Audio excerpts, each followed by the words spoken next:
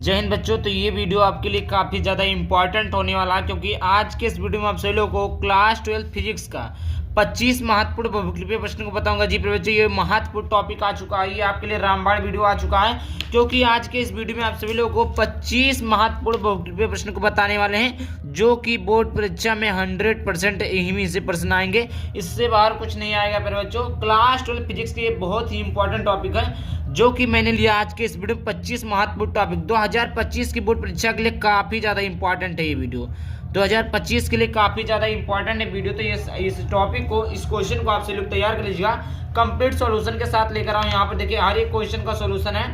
PDF लेने के लिए आपको व्हाट्सएप चैनल, टेलीग्राम ग्रुप को ज्वाइन कर लेना है, जो कि वीडियो के डिस्क्रिप्शन में लिंक दिया हुआ है।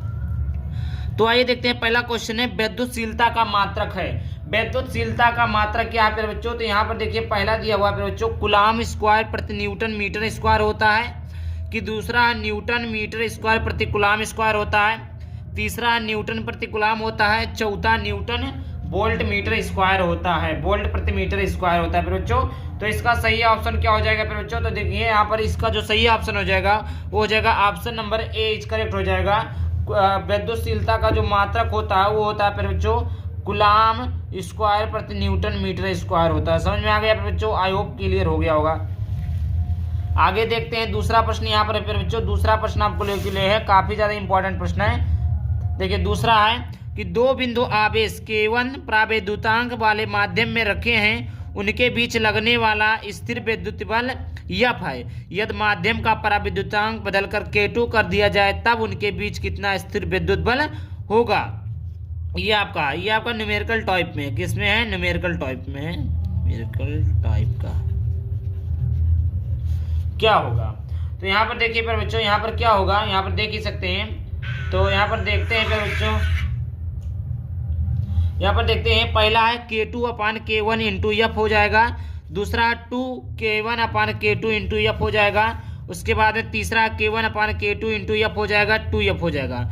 तो दो बिंदु आवेश K1 है, K1 प्रावैद्युतांक माध्यम में रखे, उनके बीच लगने वाला स्थिर विद्युतांक बल F है। तो यदि माध्यम का विद्युतांक बदलकर K2 कर दिया जाए तो उनके बीच कितना स्थिर विद्युत बल होगा? तो ये तीसरा ऑप्शन सही है, K1/K2 इंटू एफ होगा।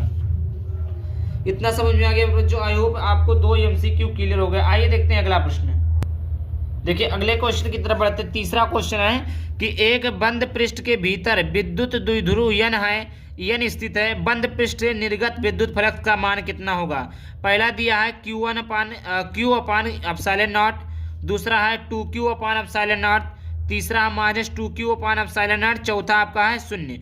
तो देखिए प्यारे बच्चों, एक बंद पृष्ठ के भीतर विद्युत द्विध्रुव यन स्थित है, तो बंद पृष्ठ से निर्गत जो विद्युत फ्लक्स होगा, विद्युत फ्लक्स को किससे लिखते हैं प्यारे बच्चों? तो इसको लिखते हैं φE से। तो वो जो होगा वो क्या होगा? 0 होगा। क्या होगा प्यारे बच्चों? 0 होगा। देखते हैं अगला प्रश्न, देखते हैं आगे तरफ देखते हैं प्रश्न। चौथा नंबर का प्रश्न है कि विद्युत फ्लक्स का मात्रक होता है। तो विद्युत फ्लक्स का मात्रक क्या होता है प्यारे बच्चों? वेबर होता है, वोल्ट मीटर होता है, वोल्ट प्रति मीटर होता है, वोल्ट मीटर होता है, न्यूटन प्रति कूलाम होता है। तो आप वेबर किसका मात्रक होता है? विद्युत चुंबकीय पीरियड में आप पढ़े हैं। और जो विद्युत फ्लक्स का मात्रक होता है वो प्यारे बच्चों क्या होता है? वोल्ट मीटर होता है। क्या होता है प्यारे बच्चों? वोल्ट मीटर होता है।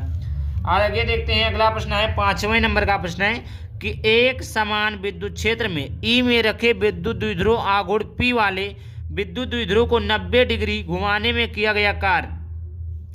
पहला जो ऑप्शन है वो है आपका फिर बच्चों PE/2 होगा, या दूसरा 2PE होगा, तीसरा PE होगा, चौथा √2PE होगा। तो यहाँ इसका ऑप्शन नंबर सी सही हो जाएगा, PE होगा।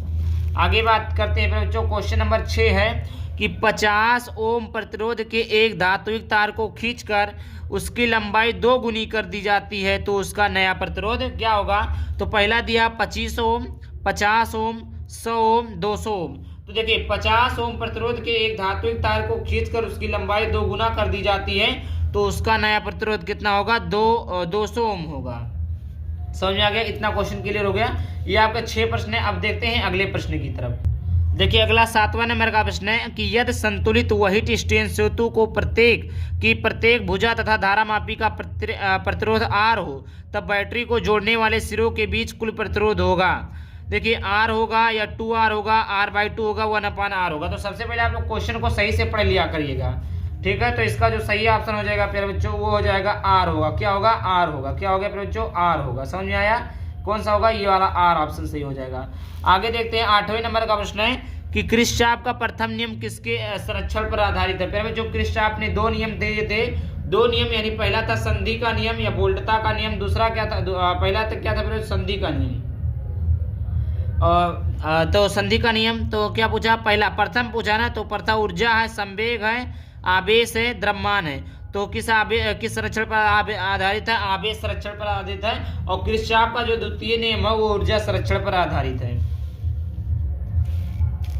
आगे बात करते हैं 9वें नंबर का प्रश्न है प्यारे बच्चों। 9वां नंबर का प्रश्न है, यहाँ पर देखिए सबसे महत्वपूर्ण प्रश्न आ चुका है।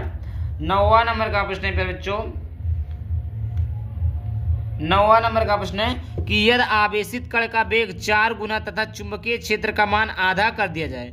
यदि आवेशित कण का वेग 4 गुना तथा चुंबकीय क्षेत्र का मान आधा कर दिया जाए तो आवेश के मार्ग पथ की त्रिज्या होगी 8 गुनी होगी, 4 गुनी होगी, 3 गुनी होगी, 6 गुनी होगी। तो 4 गुनी 8 गुनी होगी। कितनी गुनी होगी प्यारे बच्चों? 8 गुनी होगी। कितनी गुनी होगी? 8 गुनी होगी।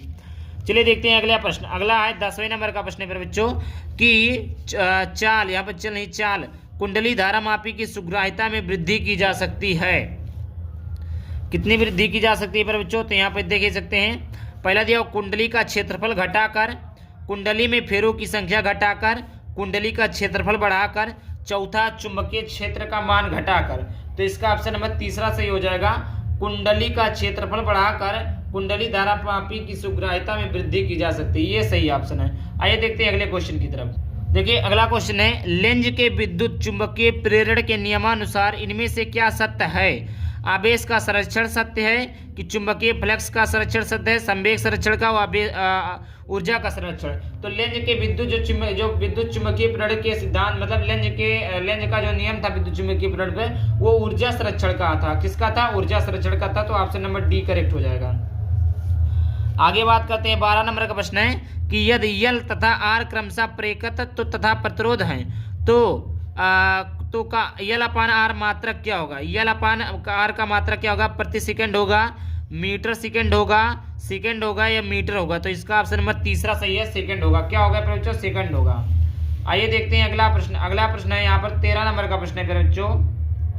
13 नंबर का प्रश्न है कि किसी एलसीआर श्रेणी परिपथ के लिए अनुनाद की स्थिति में धारा तथा लगाई गई वोल्टता के बीच कालांतर होगा।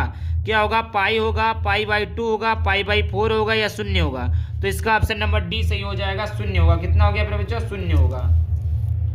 अगला प्रश्न है कि विद्युत चुंबकीय तरंगें उत्पन्न होती है किससे? स्थिर आवेश द्वारा, नियत वेग से गतिशील आवेश द्वारा, त्वरित आवेश द्वारा, आवेशहीन कण द्वारा। तो विद्युत चुंबकीय तरंग जो उत्पन्न होती है प्यारे बच्चों वो होती है त्वरित आवेश द्वारा। किसके द्वारा होती है प्यारे बच्चों? त्वरित आवेश द्वारा उत्पन्न होती है। चलिए देखते हैं अगला क्वेश्चन। यहाँ पर देखिए अगला प्रश्न है, यदि 2 समतल दर्पण एक दूसरे से निश्चित कोण 0 डिग्री पर हो तो अर्थात दोनों समांतर रखे हो तो प्रतिबिंब की संख्या होगी 1 होगा, 2 होगा, 0 होगा, अनंत होगा?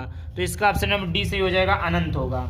आगे बात करते हैं 16 नंबर का प्रश्न है कि जब एक प्रकाश किरण यन अपवर्तनांक के माध्यम में प्रवेश करती है तब अपवर्तन कोण का मान आपतन कोण का आधा रह जाता है। आपतन कोण कितना होगा? क्वेश्चन को ठीक से पढ़ेंगे तो समझ में आ जाएगा आप सभी लोग को। पहला दिया 2 cos i/2 cos n हो जाएगा, cos इनवर्स n/2 हो जाएगा, 2 cos इनवर्स n/2 हो जाएगा। तो इसका ऑप्शन नंबर डी सही हो जाएगा, 2 cos इनवर्स n/2 हो जाएगा। आगे बात करते हैं 17 नंबर का प्रश्न है कि 2 लेंस जिनकी क्षमताएं 5 डायोप्टर तथा 3 डायोप्टर है संपर्क में रखे संयुक्त लेंस की फोकस दूरी क्या होगी? संयुक्त लेंस की पूछा फोकस दूरी। संयुक्त लेंस की फोकस दूरी क्या होगी? 50 सेंटीमीटर होगी, 75 सेंटीमीटर होगी, 25 सेंटीमीटर होगी। ये आपने लिखा तो इसका ऑप्शन सही हो जाएगा 50 सेंटीमीटर। देखिए लेंसों की क्या दिया? डायोप्टर दिया है 1/f पी का आप निकाल लेंगे, P बराबर 1/f होता है। सेंटीमीटर में है तो P बराबर 100/f हो जाएगा। तो ये बराबर क्या हो जाएगा? ये बराबर देखिए भाई साहब P बराबर वो आपने पढ़ा 1/f, क्षमता दिया 5 डायोप्टर, सेंटीमीटर में है तो 100 कर देंगे। F का मान जब निकालेंगे तो ये कितना हो जाएगा? भागा तो गुणे में चला जाएगा और ये इधर चला आएगा।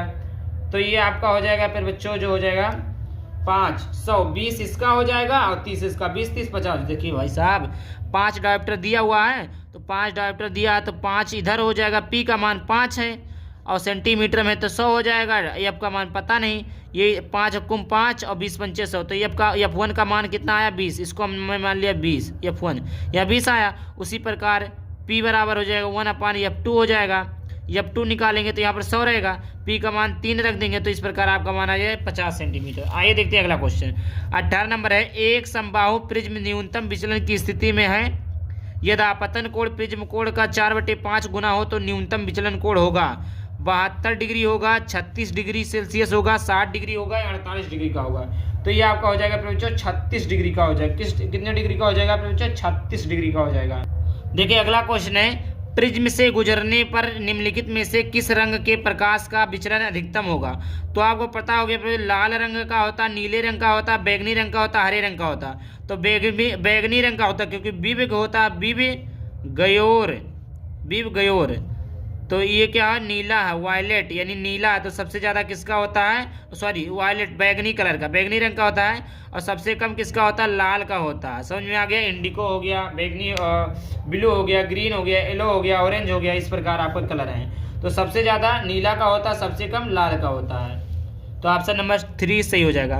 20 नंबर का प्रश्न है फिर बच्चों कि यदि किसी कण का संवेग 2 गुना कर दिया जाए तो इसकी डी ब्रोगली तरंगदैर्घ्य होगी, अपवर्तित होगी, 4 गुनी होगी, 2 गुनी होगी या आधी होगी। तो फिर बच्चों इसका ऑप्शन नंबर डी सही हो जाएगा, आधी होगी।